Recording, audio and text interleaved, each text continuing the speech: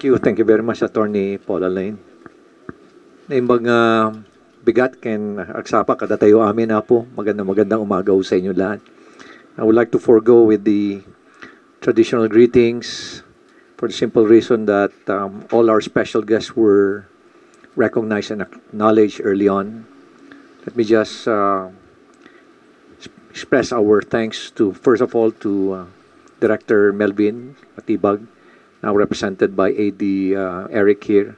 AD Eric, we have worked together during the PAOK days when I was still with the Special Action Force, and we worked closely with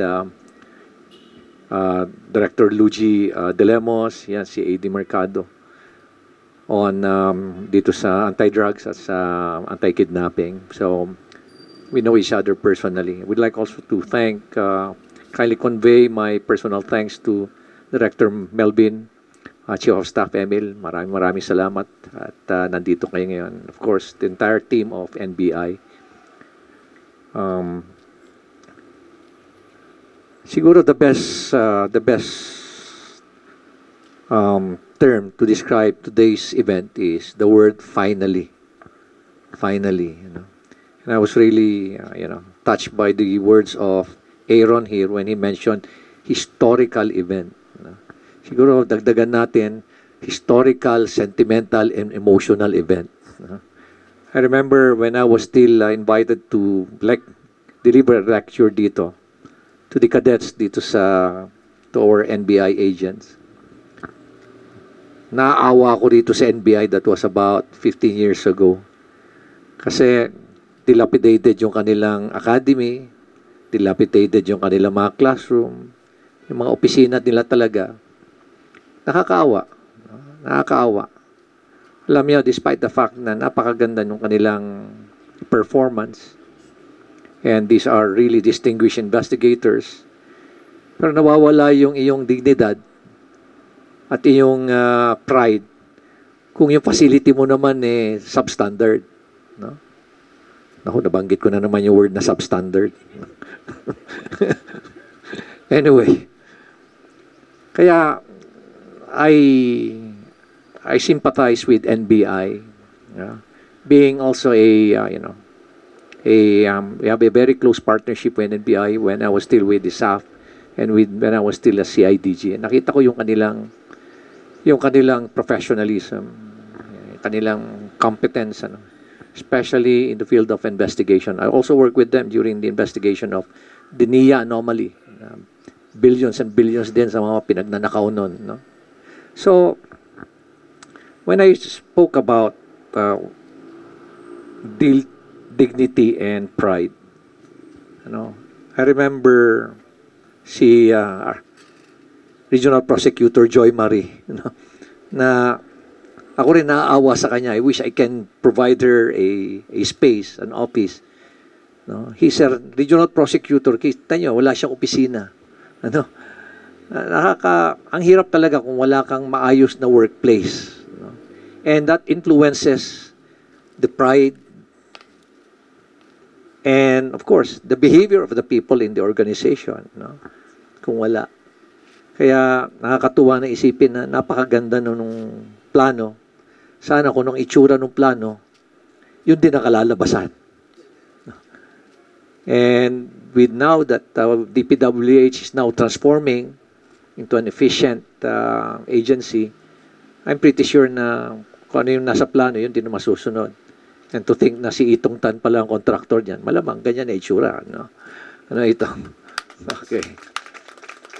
At least mabigyan na natin ng dignidad ang NBI, especially NBI CAR. No? I would like to congratulate RD Janet for pursuing this project. Napakahirap dito. I remember all the other regional directors really working hard na talagang ma-modernize ang NBI CAR. Pero with your diligence, kaya tayo kaya mangyayari ito. So to the NBI agents who are here and NBI personnel, rest assured that the local government of Baguio is always here to provide all the necessary support. No? Hindi lang namin mabigay sa inyo yung inihingi yung building sa amin kasi wala kaming capability to provide that. But I'm really glad na finally, we have this facility. And I hope na mabilis na matapos ito para makapagtrabaho na maayos yung ating mga NBI personnel. So, once again, AD Eric, kindly convey my, and COS, Emil, kindly convey my personal greetings to Director Melvin. We also worked together during the time na nasa PNOC ako, nung nasa kay Kwan siya, kay Secretary Cusi. God bless you all. Mabuhay kayong lahat. Po naman kanina yung ating mga kagalang-galang na panauhin, maliban sa ating dating Regional Director, Atty. Limayo, sir. Good morning po. Naging saksi po siya sa training namin noon. Isa pong makasaysayang araw ito dahil una, dito po ako nag-training noong 1992. Baka hindi pa po isinisilang ang karamihan sa inyo. At parang maliit na reunion din dahil nandito po ang kabatch ko, si Senior Agent Roberto Gonzales, na matagal ko rin po hindi nakita. Siya po ay nakatalaga sa Dagupan, NBI natin. Makasaysayan po ito dahil dito po kami nag-training at isa pong karangalan na maging bahagi po ng groundbreaking nito. Panibagong chapter po ng NBI when it comes to structural presence ng ating gusali dito sa Baguio. Ang binabago lang po natin ay ang structure. Pero ang diwa at prinsipyo ng panunungkulan, tapat na panunungkulan para sa bayan ay nananatili.